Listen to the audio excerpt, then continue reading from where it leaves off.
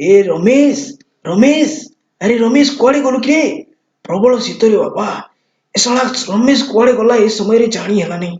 ଏ ରମେଶ କୁଆଡେ ଗଲୁ କିରେ? ଶଳା ଘୁଷୁରୀ ଛୁଆ କୋଉ କୋଉ ଆଡେ ଚାଲି ଯାଉଛି। ଶୀତରେ ମଣିଷ ଯିବ ନା ମରିବ କିଛି ବୁଝିଲା ନାହିଁ। ଏ ରମେଶ ଜଲ୍ଦି ଆସୁନୁ। ହଁ ହଁ ମାଲିକେ, ଯାଉଛି ଯାଉଛି। ଏତେ ଶୀତରେ ତୁ କଣ କରୁଥିଲୁ ଶୁଣି ତ? ଶଳା କୋଉ କୋଉ ଆଡେ ଚାଲି ଯାଉଛୁ, କାମରେ ତ ମନ ନାହିଁ, ଖାଲି ବୁଲିବା ଜାଣି। ଏ ଘରୁ ସେ ଘର, ଏ ଘରୁ ସେ ଘର। ଏଇଥିପାଇଁ ତତେ ପଇସା ଦଉଛି ନା? କି ଖିଳାଟା ଉପାଡୁଥିଲୁ ମୁଁ ଶୁଣେ।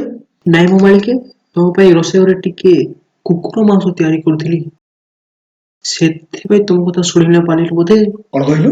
ମାନେ କୁକୁଡ଼ା ମାଂସ ମ, ଦେଶୀ କୁକୁଡ଼ା ତମ ପାଇଁ ତିଆରି କରିଥିଲି। ହଁ ମୁଁ ପରା ଶୁଣିଛି ସାନ ବାବୁ ସିଧା ଲଣ୍ଠନରୁ ଆସିବେ ଏଠାକୁ। ହୁଁ, ଶଳା ମଣିଷ ରୂପୀ ଘୁଷୁରୀ ଛୁଆ। ସେଟା ଲଣ୍ଠନ ନୁହେଁ, ଲଣ୍ଡନ ଟା। ହଁ ମୋ ବାବୁ, ଲଣ୍ଡନ ଲଣ୍ଡନ ସେଟା ମୁଁ ଭୁଳେ ଭୁଳେ ଲଣ୍ଠନ କହିଥିଲି ନା ମୁଁ କଣ? ହଉ ହଉ, ଏତେ ଗପ। ଯାଇକି ଏ ଫଟୋଟା କାଲିଆକୁ ଦେଇଦବୁ। ଆଉ ତାକୁ କହିବୁ କାଲି ସକାଳ ଜଳଖିଆ ସୁଦ୍ଧା ଏ ବ୍ୟକ୍ତି ମରିଯିବା କଥା, ବୁଝିଲୁ?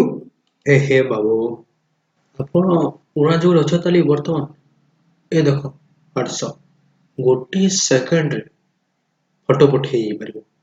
ନା ନା, ତୁ ତ ହାତରେ ନେଇକି ଦେ, କାମ ପଡ଼ିଲେ ଅଣ୍ଟା ଭାଙ୍ଗି ପଡୁଛି। ହଉ ଠିକ ଅଛି, ତୁ ଯେମିତି ହେଲେ କାଲିଆ ପାଖକୁ ସେ ଫଟୋଟା ପଠା। ମୁଁ ଜାଣିନୁ ତୁ କେମିତି ପଠେଇବୁ, କିନ୍ତୁ କାଲି ସୁଦ୍ଧା ସେ ମରିଥିବା ଦରକାର। ବାବୁ, ବାବୁ ଟିକେ ରୁହନ୍ତୁ। ଏ ଦେଖନ୍ତୁ ଆମ ସାମନ ବାବୁ କିପରି ଫଟୋ ଛାଡିଛନ୍ତି ହ୍ୱାଟ୍ସଆପରେ। ଦେଖେ ଦେଖେ, ଆଗ ମୁଁ ତା ବାପ, ଆଗ ମୁଁ ଦେଖିବି।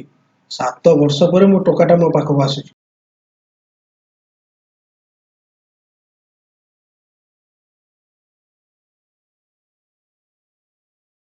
ଜଲ୍ଦି ଚା ଆଣୁନୁ। ଚା ନ ପିଲେ ମୋ ମୁଣ୍ଡ ପୁରା ବିନ୍ଧି। ତୁ କଣ ଜାଣିନୁ? ଏତେ ଡେରି କଣ ପାଇଁ କରୁଛୁ?